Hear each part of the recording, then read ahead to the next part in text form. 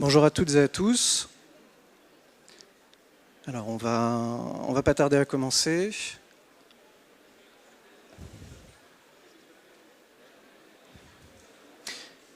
Alors, merci à toutes et à tous d'être présents aujourd'hui. Je me présente, je m'appelle Adrien Dodaigne, je suis conseiller numérique à la Chambre de métiers et de l'artisanat. Malheureusement, Madame Garnier ne sera pas présente pour raison de santé aujourd'hui, donc j'aurai la tâche d'animer l'ensemble de cette présentation tout seul, qu'on a préparé par contre tous les deux. Et aujourd'hui, on va essayer de vous présenter un petit peu de façon claire et concise les meilleures façons de mettre en place un site internet qui soit à la fois performant et responsable. Un site internet du coup performant responsable, c'est quoi? Ça va être en gros un site qui va répondre tout d'abord à un besoin, un site qui va aussi être facile à trouver, un site qui sera accessible avec des contenus consultables en fonction par exemple de la machine, et un site qui consommera peu de ressources, sous-entendu qu'il y aura une consommation électrique réduite et donc des émissions de CO2 qui seront elles aussi réduites. La première chose, en fait, avant même de considérer la création de son site internet performant et responsable, c'est de se poser la question de pourquoi. Pourquoi un site internet?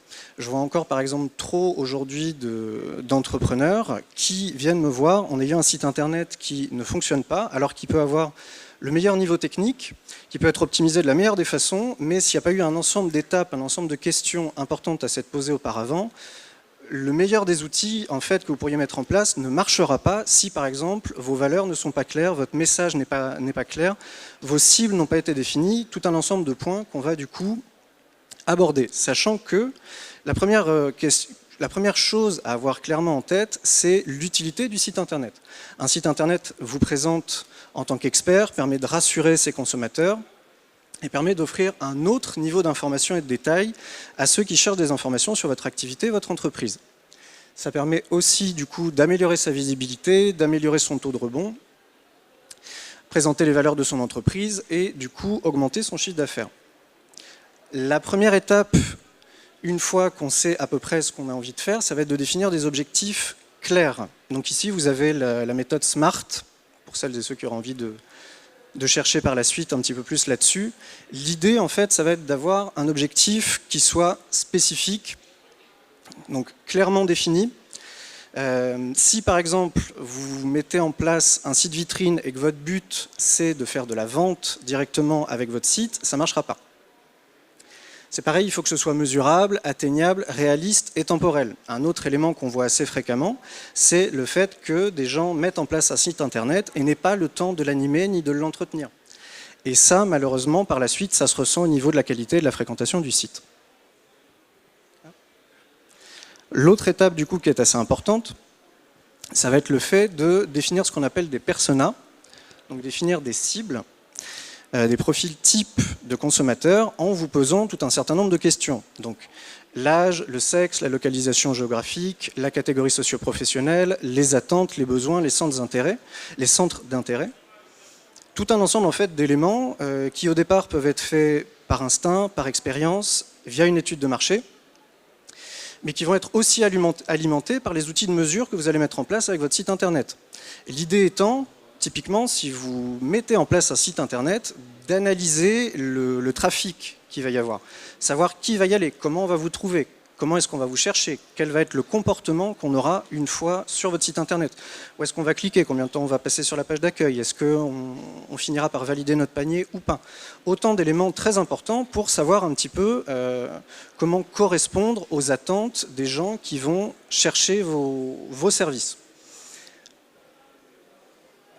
Pour ça, du coup, il va aussi falloir développer un message. Donc là, vous avez une autre méthode qui est la méthode AIDA. Typiquement, faire un site internet et de se contenter de s'en servir uniquement comme d'un catalogue, c'est-à-dire à ne présenter que des produits, sans parler de ses valeurs, sans parler de son message, sans penser à l'expérience utilisateur, ça marche rarement. Ça marche rarement, pourquoi? Parce que c'est la même chose que si je vous sautais dessus dans la rue en vous disant bah, « Regardez, ce produit-là, c'est moi qui l'ai fait, il est vraiment très bien, achetez-le-moi ». C'est pas suffisant, il manque des étapes et très régulièrement, ceux qui se contentent de faire un site pour ne s'en servir que comme d'un catalogue n'arrivent pas à le rentabiliser.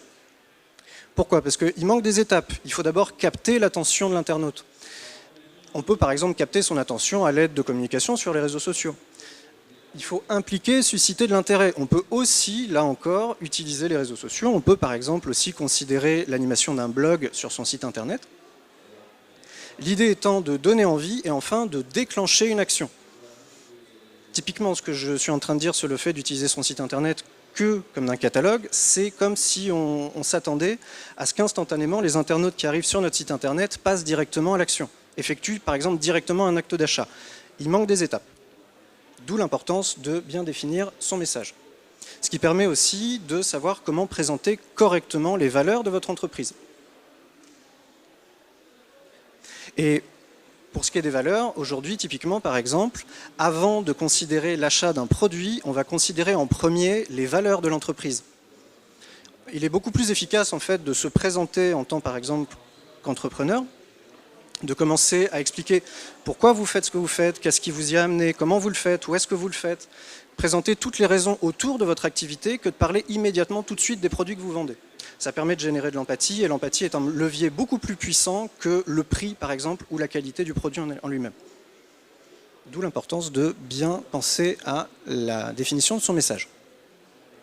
Ça va du coup directement avec la valorisation de l'expérience client. Je vais continuer à en parler pendant encore quelques minutes là, mais le fait de se mettre à la place de son client, c'est une base évidente de commerce, mais qui est régulièrement oubliée par nombre d'entrepreneurs qui mettent en place un site internet dont le but ne sera que de présenter les services ou que de présenter des produits, sans penser en fait à la façon dont les gens vont trouver le site, comment ils vont naviguer sur le site. Est-ce qu'ils vont trouver ce qu'ils cherchent? Est-ce que par exemple, si vous avez mis des vignettes pour faire joli sur votre page d'accueil en oubliant de les rendre cliquables, est-ce que du coup vous n'avez pas un risque que l'internaute se frustre en cliquant dessus sans que ça marche? Quelle est son expérience en tant que client lorsqu'il arrive sur votre site internet? Ça, du coup, ça passe par un certain nombre de points importants à prendre en compte, notamment la visibilité de votre site. Est-ce que vous êtes visible? Sa perception, comment est-ce que l'internaute va vous trouver? Qu'est-ce qu'il va voir? Comment va être son expérience lorsqu'il sera sur votre site internet? Ça va avec la partie technique. Un site avec un contenu incroyable, mais qui a de gros problèmes au niveau technique, qui met un temps extrêmement long à charger, qui ignore complètement, par exemple, le fait que nombre de personnes vont naviguer avec des smartphones qui ne sont pas forcément les tout derniers ni les plus puissants, il y a un risque du coup très fort d'augmenter la frustration de l'internaute et de le perdre en cours de route. Ça va aussi du coup avec de la stratégie de contenu, c'est très bien d'avoir un site qui soit techniquement irréprochable, s'il n'y a rien d'intéressant dedans, ou si vous présentez par exemple exactement la même chose que ce qu'il y a déjà d'accessible sur vos autres supports, il n'y a aucune raison de continuer la navigation sur votre site. Et enfin, ça va avec l'aspect service. Qu'est-ce que vous amenez à l'internaute? Qu'est-ce que vous amenez à la personne qui est sur votre site internet lorsqu'elle y est dessus? Ça va donc du coup directement avec toute une réflexion sur le design et le parcours de l'utilisateur. Comme on le voit un petit peu sur cette image, il est parfois très clair dans notre tête la façon dont sont censées fonctionner les choses, alors qu'en réalité, pour ceux qui utilisent de façon pratique votre site internet, votre support, ce ne sera pas du tout la même chose. On le voit notamment au niveau de la validation des paniers d'achat. Il se peut que pour vous, c'est votre site internet, c'est votre création, mais typiquement, on va avoir du mal à naviguer dans le catalogue. On va avoir du mal à valider un achat. Une fois qu'on aura validé un achat, on n'aura pas tout de suite, par exemple, une fenêtre qui nous proposera de continuer ou de passer au panier. C'est le genre de petits éléments, en fait, qui vont rapidement refroidir des gens qui ne sont pas suffisamment convaincus pour continuer la navigation sur votre site. Et c'est en ça qu'il est extrêmement important de continuer en permanence à se poser la question de comment je suis perçu. Qu'est-ce que je propose aux gens? Hors mes produits, mais aussi comment est-ce que je vais présenter mes produits? Quelle va être l'expérience de ceux qui tomberont sur mon site internet? Et donc ça passe par de la simplicité, de la fluidité, de l'inclusion, et on y reviendra, par une norme au niveau de l'expérience utilisateur, et aussi par de la sécurité. Ensuite, on peut passer à toute la partie d'optimisation des moteurs de recherche, le Search Engine Optimization, avec tout un ensemble d'outils et de pratiques qui vous sont ici listés. L'idée, déjà, ça va être de commencer à trouver des mots-clés. D'où l'importance aussi de faire le lien, en fait, avec votre cible. Si vous ne vous posez pas la question d'à qui vous vous adressez, comment voulez-vous trouver des mots qui vont être utilisés, par exemple, dans les requêtes? Il est difficile pour un moteur de recherche de faire le lien entre la requête d'un utilisateur et un contenu si ce contenu n'est pas décrit. Et si vous voulez attirer les bons publics, attirer les bonnes cibles, il faut identifier des mots-clés qui correspondent à ces cibles. Typiquement, là encore, pour reprendre un petit peu sur la performance du site, on pourrait attirer du trafic de milliers de personnes. Si ça ne génère aucun acte d'achat, c'est pas le bon public. Le ciblage est mal fait.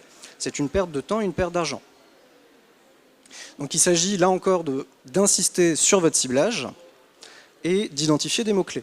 Donc là, on parle d'Ubersuggest et de Google Trends. Google Trends, par exemple, est pratique afin d'identifier des tendances, afin d'anticiper des recherches, d'anticiper des besoins, et là encore avec de la valorisation d'expérience utilisateur, au moment en fait où ce besoin naît chez l'internaute, d'y répondre par exemple à travers un article de blog. Sur Google Trends, par exemple, vous pouvez anticiper des recherches, anticiper des saisonnalités de mots-clés. Je vous prends un exemple basique, hein, mais typiquement, il y a une période dans l'année où on tape le mot galette. Sur Google Trends, on verrait que c'est au moment de la galette des rois, de l'épiphanie. Et vous pouvez, en fait, avec ce genre d'outils, voir le moment où les gens commencent à faire des recherches sur ce mot-clé. Et donc, une semaine avant, 3, 4 jours avant, quand vous repérez le moment où les gens vont le plus rechercher ce genre de mots-clés, vous pourriez anticiper avec, par exemple, une publication, avec un article de blog, en renseignant des mots-clés qui vont être recherchés dans le cadre de ces recherches-là. C'est ce qui aidera à faire le lien, en fait, entre la requête des internautes et votre contenu. Ensuite, on a aussi la possibilité d'alléger le site internet. Ça va surtout passer en fait par des photos. Donc évitez par exemple de mettre directement des photos en 4K sur votre page d'accueil. Ça ne se verra pas à l'œil nu. Par contre, en termes de qualité, ça ne se verra pas. Par contre, en termes de vitesse de chargement, ce sera catastrophique. Si vous n'avez pas une page qui charge en moins de 3 secondes, vous perdez 70% des gens qui arrivent sur votre site internet.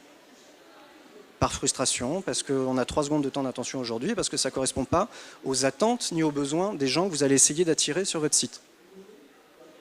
La rédaction et la structuration du contenu est également aussi essentielle. Avoir juste un catalogue, est-il vraiment nécessaire d'avoir un site internet si ce n'est que pour faire un catalogue? Ça va dépendre de vos objectifs, de votre stratégie.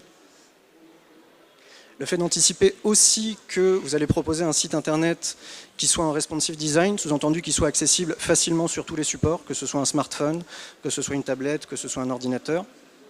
Sachant que, là encore, pour la petite parenthèse, mais aujourd'hui, vous avez l'intégralité des internautes qui s'orientent progressivement vers un usage smartphone.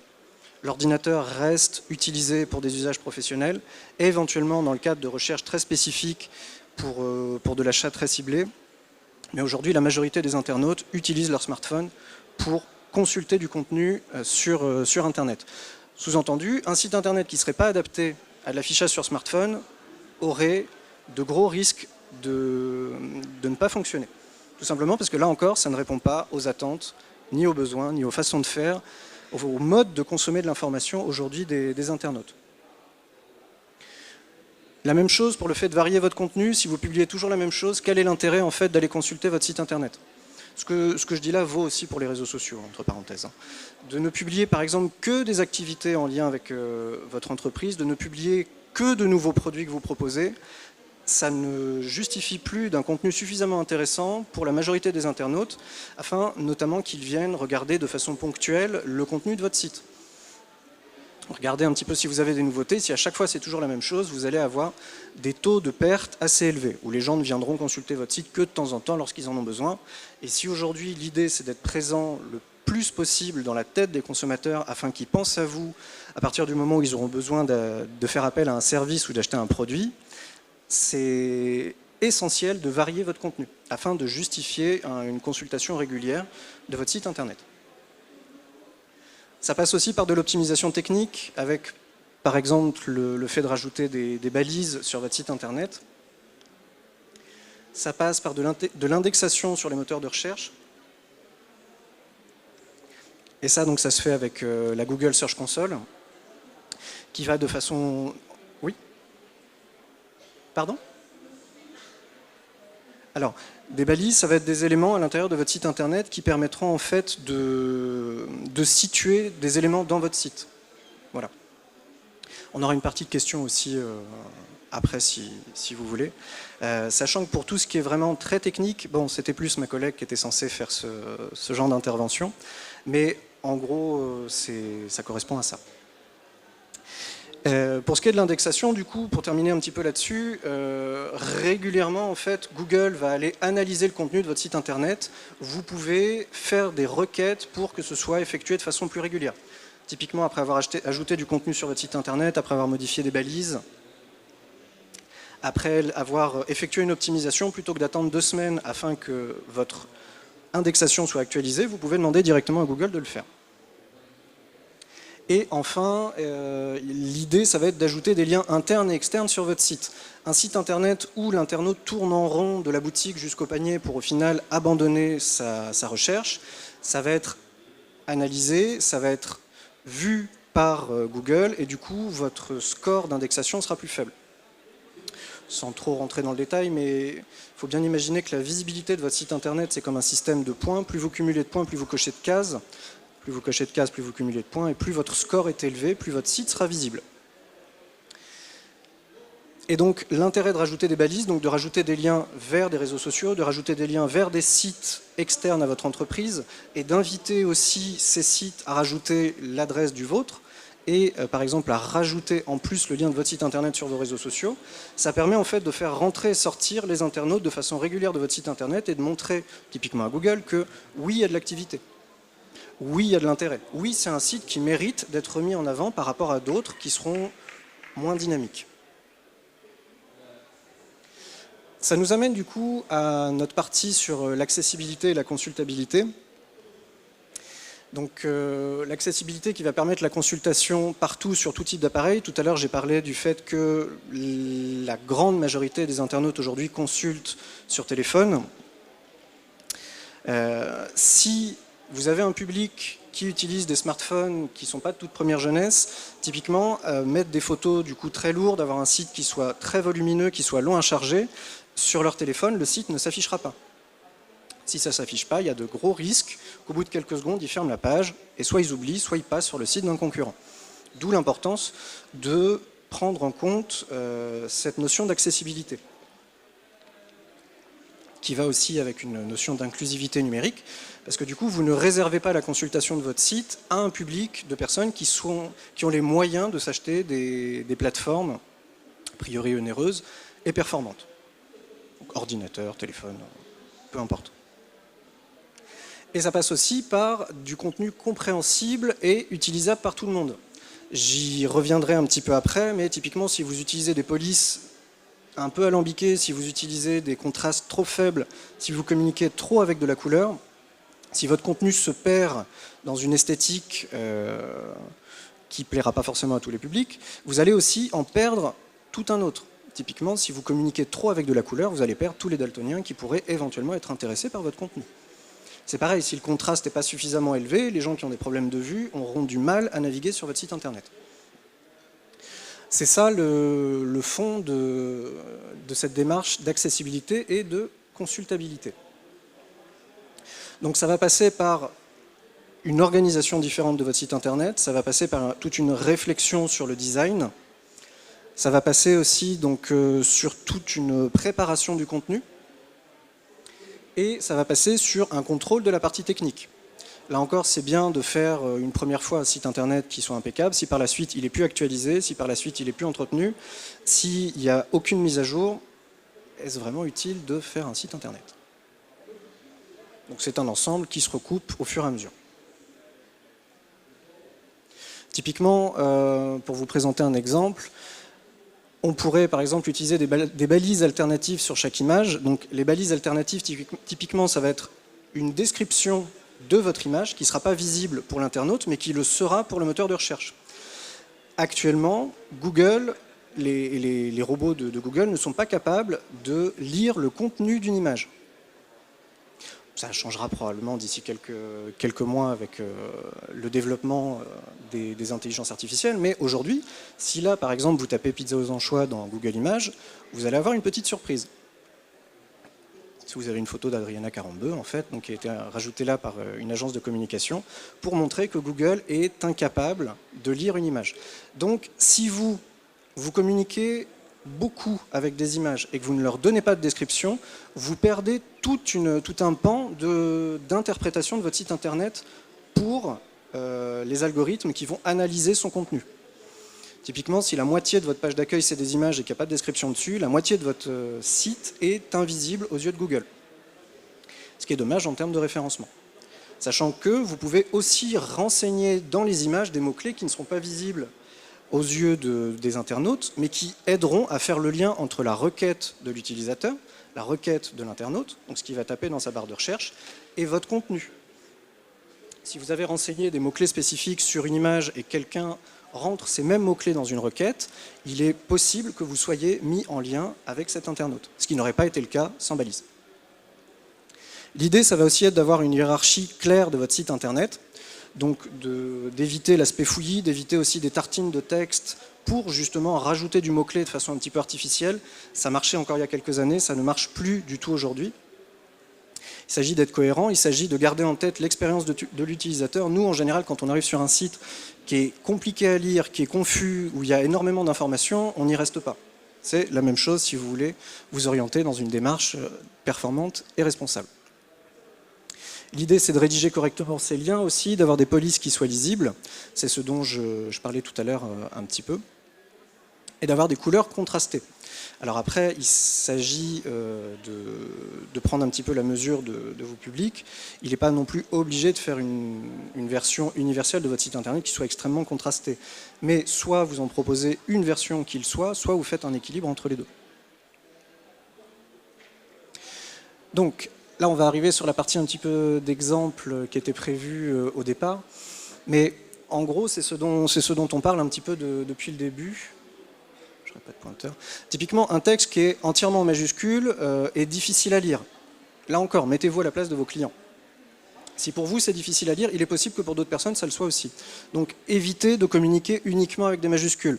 La même chose, le fait de centrer des textes au milieu d'images, ça perd le regard. C'est plus difficile de s'orienter lorsqu'on essaye d'analyser le contenu de l'image avec le texte qui y est renseigné. Donc dans ces cas-là, qu'est-ce qu'on fait? Là, vous avez l'exemple du site de La Redoute. Vous pouvez mettre le texte en haut à gauche, en bas à droite, au choix, mais évitez de le centrer. En termes de facilité de lecture, ça rend les choses beaucoup plus confuses. Le fait de ne pas trop compacter son texte, ne pas trop charger en informations, ça va aller, là encore, avec de l'optimisation. Sachant que, si vous avez l'impression que vous manquez de texte, il est tout à fait possible de rajouter des mots-clés en balise alternative. Donc d'alléger le contenu de votre page tout en facilitant la mise en lien avec l'internaute. L'idée, ça va vraiment être d'être cohérent.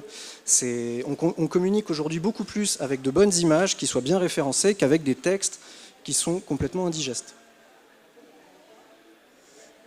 Et ça va donc avec toute une partie de consommation de ressources. J'ai parlé un petit peu tout à l'heure de consommation électrique, un petit peu de production de CO2. Ça s'inclut en fait dans une démarche d'éco-conception et dans l'optimisation du parcours d'utilisateur que je vous ai présenté un petit peu jusqu'ici. Sachant que là encore, il y a une forme de logique. Un site internet qui charge plus vite parce qu'il y a des images moins lourdes, ça permettra de consommer moins d'électricité, donc ça permettra de produire moins de dioxyde de carbone. Sous-entendu, ça permettra aussi de mettre mieux en avant les valeurs de l'entreprise. Je vais partir du principe, c'est vrai que j'aurais pu le faire dès le début, mais que normalement tout le monde y est plus ou moins sensible, mais c'est un outil supplémentaire pour mettre en avant, par exemple, la démarche RSE de votre entreprise. Sachant que vous aurez un site internet qui chargera plus vite, qui convaincra mieux, qui sera plus lisible. Je vais continuer à développer là-dessus.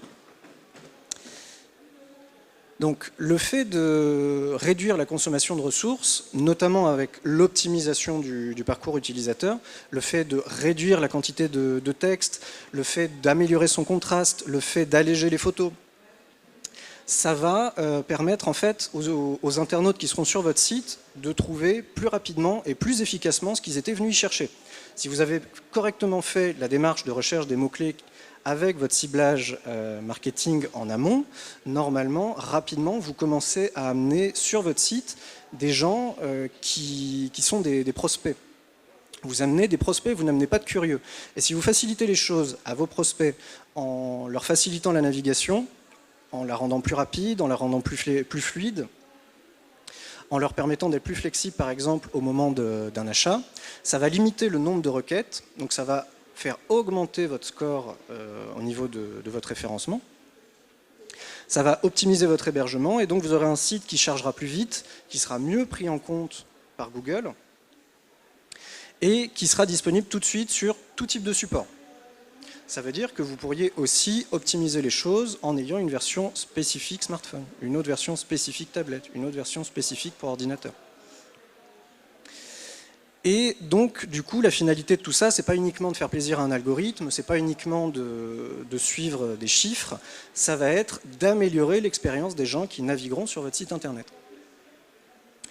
Et ce faisant, ça vous permettra à plus long terme d'améliorer le référencement de votre site.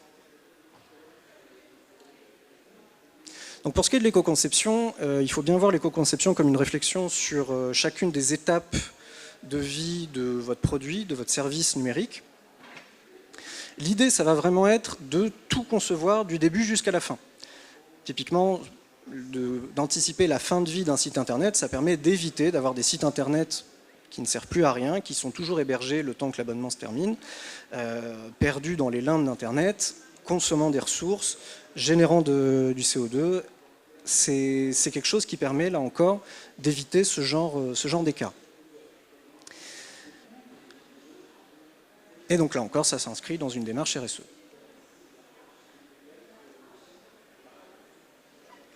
Donc l'idée, ça va, contrairement à ce qu'on voit beaucoup aujourd'hui, ça va être de s'arrêter quand il n'y a plus rien à retirer. Et pas au contraire de continuer à rajouter en permanence des extensions qui ne sont pas forcément nécessaires, qui peuvent en plus compliquer la navigation des internautes, qui vont ralentir le temps de chargement de votre page. Donc l'idée, ça va être, au moment de la phase de conception, de bien définir un cahier des charges, j'y reviendrai un petit peu après, réduire le parcours d'utilisateur à sa démarche la plus efficace.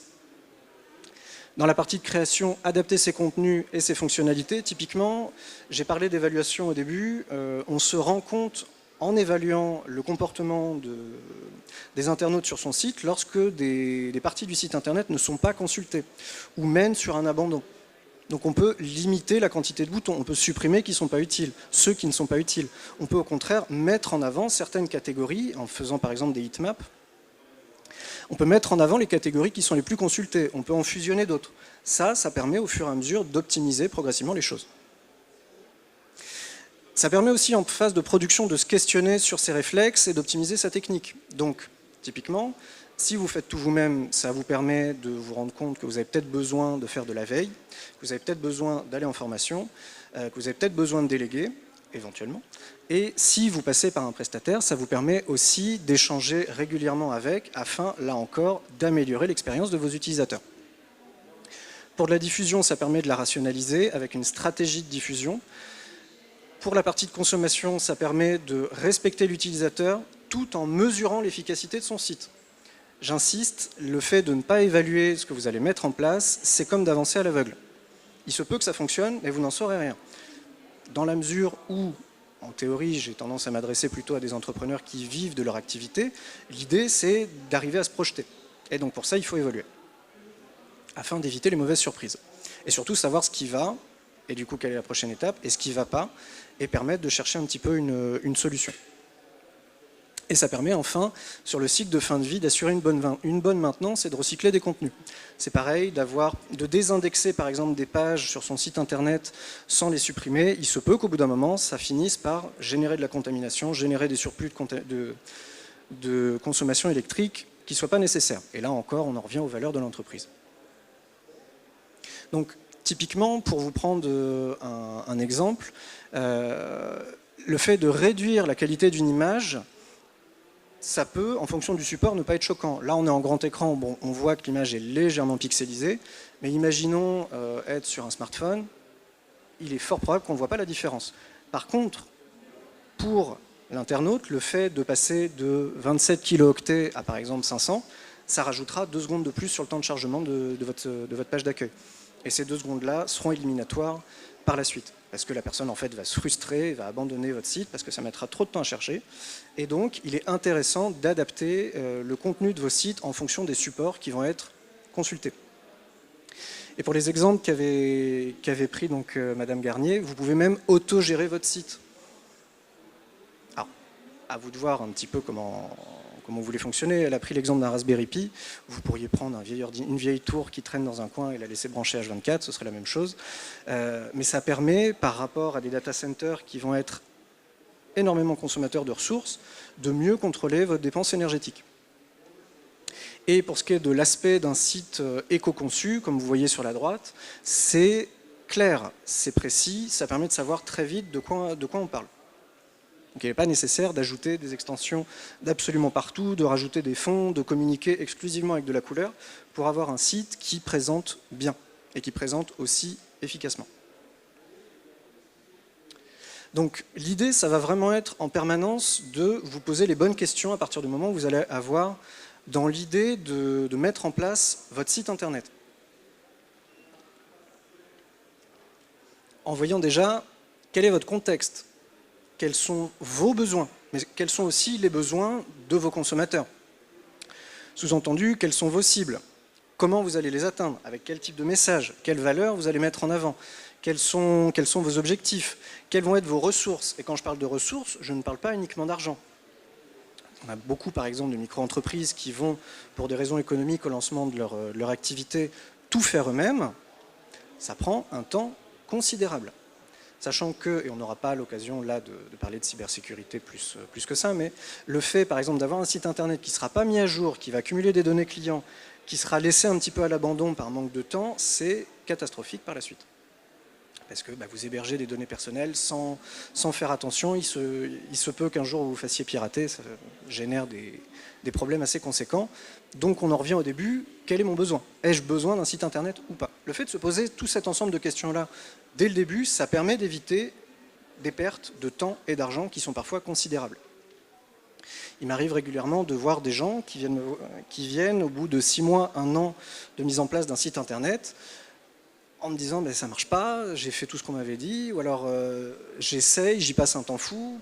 Pourquoi? En général parce qu'il y a l'un de ces points-là qui n'est pas clair. Voilà.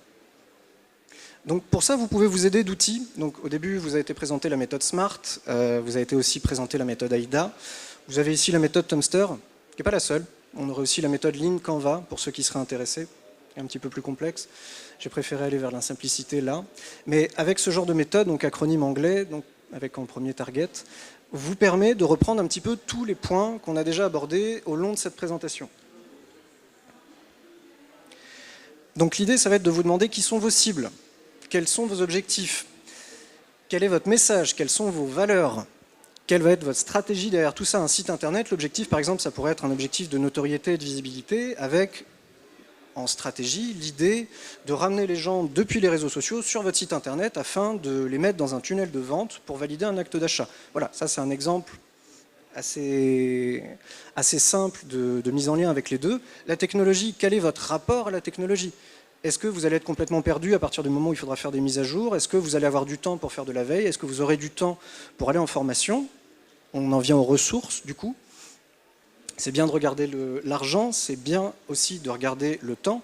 Dès l'instant où vous vous éloignez de votre cœur de métier et où ça vous revient plus cher de tout faire vous-même que de prendre un prestataire, prenez un prestataire. Et enfin, la partie d'évaluation, qui est extrêmement importante. Sinon, mettre en place un site internet ou quoi que ce soit d'autre ne servira pas à grand-chose. Parce que vous avancerez là encore dans le noir, vous n'arriverez pas à vous projeter. Donc à partir du moment où vous serez quand même un peu décidé, n'hésitez pas à développer correctement votre cahier des charges. Donc là encore, réindiquer le contexte, la cible, le positionnement, les besoins. Tout se recoupe en fait. Donc ces éléments-là, à partir du moment où vous les aurez, vous allez pouvoir au fur et à mesure continuer à développer votre stratégie, continuer à développer votre présence, continuer à développer et à favoriser la visibilité en ligne de votre entreprise. Vous n'allez pas être obligé d'y revenir à chaque fois. Ça permet aussi de déterminer la faisabilité d'un projet, ce qui est très important, de planifier votre projet dans le temps et d'identifier le périmètre technique. Et ça Si vous le faites, vous, ça vous fera gagner déjà un temps conséquent.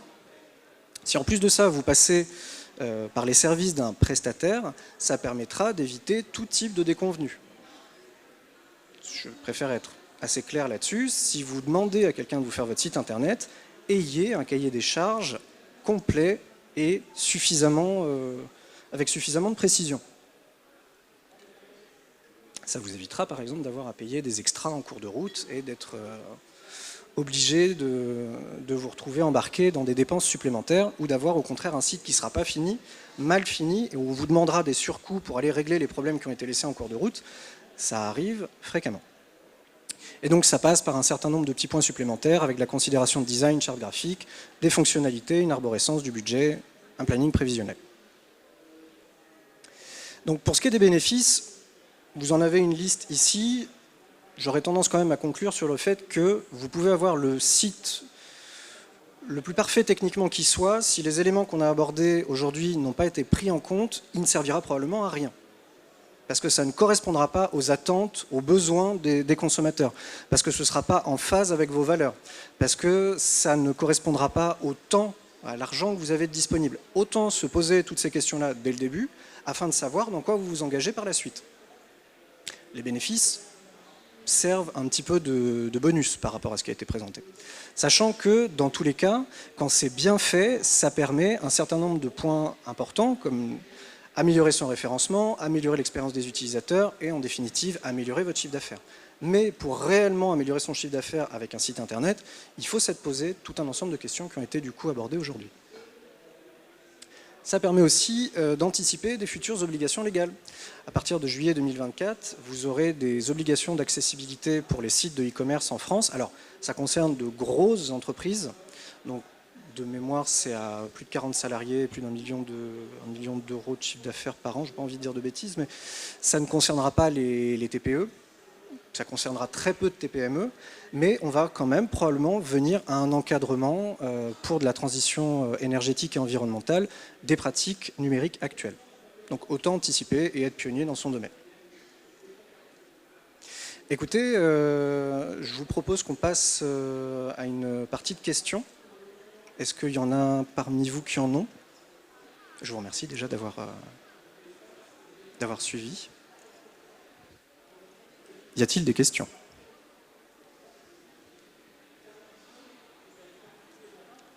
Merci.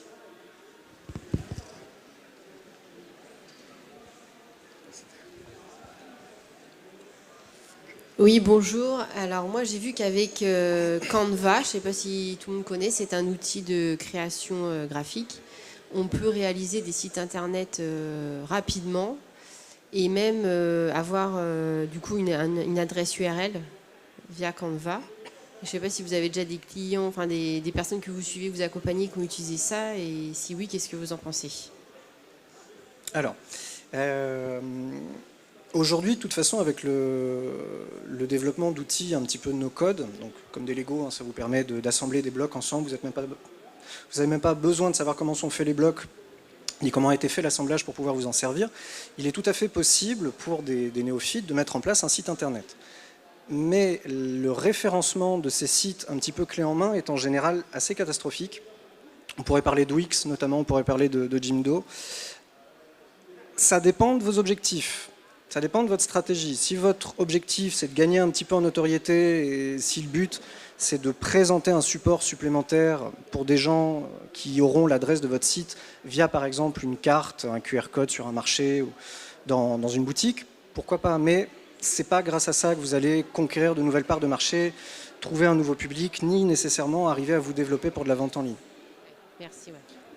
Et pour ce qui est juste de Canva, les choses devraient évoluer avec l'intelligence artificielle, mais pour le moment, bon, il est possible de générer des sites internet en une quinzaine de secondes, mais l'utilité qu'elles auront vraiment, dans l'immédiat, c'est assez restreint.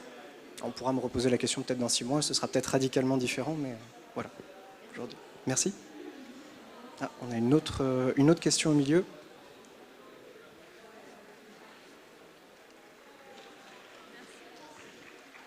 Bonjour, moi je voudrais savoir si vous avez des outils à nous donner pour mesurer l'empreinte carbone des sites. Alors, ça, c'était plus la partie de ma collègue. Donc j'en ai, mais je ne les ai pas en tête. Donc écoutez, par la suite, n'hésitez pas et je pourrai toujours vous en donner. J'ai pas tout en tête. Mais il y a certains sites qui peuvent vous permettre aujourd'hui de calculer la quantité de CO2 générée par une page. Mais là, comme ça, je ne saurais plus vous dire. Mais ça existe.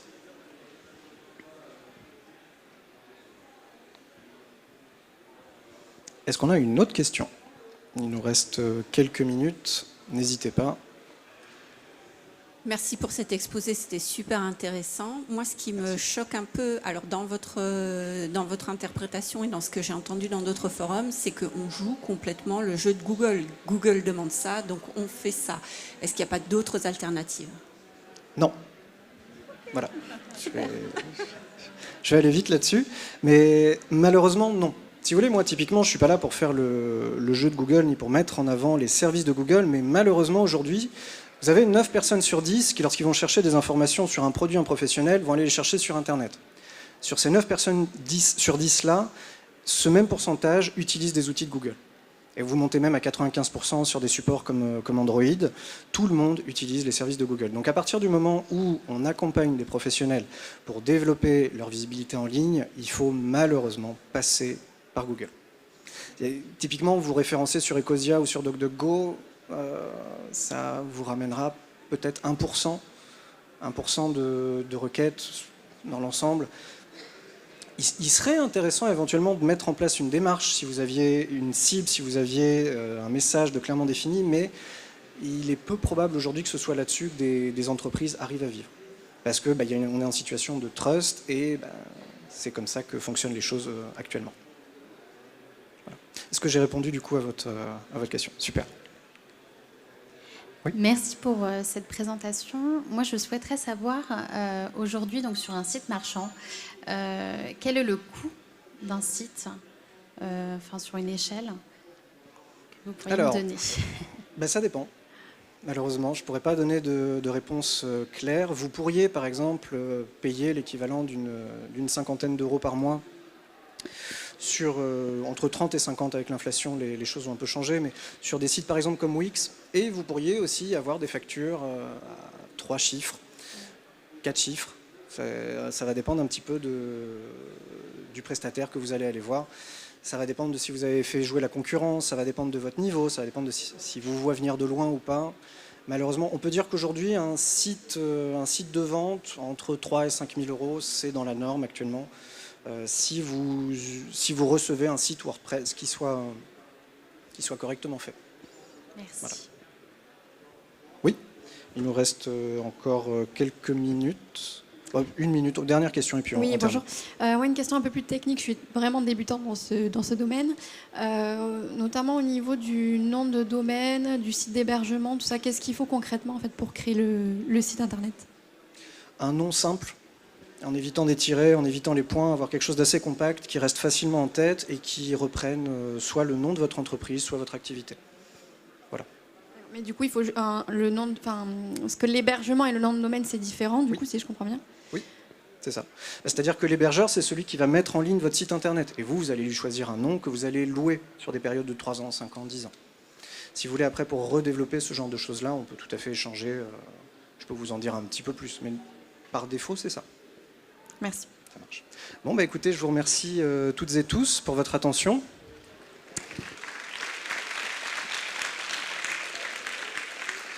Donc, si vous souhaitez échanger à la suite de cette présentation, n'hésitez pas, vous avez nos informations de contact. Et n'oubliez pas aussi que cette conférence sera visible en replay. Merci beaucoup. Bonne fin de journée.